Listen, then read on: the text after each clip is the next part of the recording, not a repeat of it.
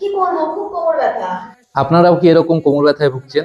তাহলে চলুন আজকে একটি আসন দেখাবো। যদি দিনে 2 থেকে 3 মিনিট প্র্যাকটিস করেন তাহলে নিজেই আপনি ডিফারেন্স বুঝতে পারবেন। তো যেই আসনটা করব আমরা, সেটার নাম হলো ক্যাট অ্যান্ড কাউ স্ট্রেচ। শুরুতেই যেটা করব, আমরা মেজার করে নেব। আমাদের নিয়ের সাথে এলবোকে টাচ করব এবং পামকে ফিক্সড করব। এবার এখান থেকে উঠে আসব ঠিক এইভাবে, হ্যান্ড অ্যান্ড নিজ পজিশনে। এখান থেকে আমরা ইনহেল করব। ইনহেল করার সময় কোমরকে যতটা পারবো নিচে প্রেস করব এবং চেস্ট অ্যান্ড হেডকে উপরের দিকে উঠাবো। ঠিক এবার ধীরে ধীরে এক্সেল করব। করে আমরা যতটা পারবো আমাদের স্পাইনকে রাউন্ড করব এবং মাথাকে নিচের দিকে রাখবো।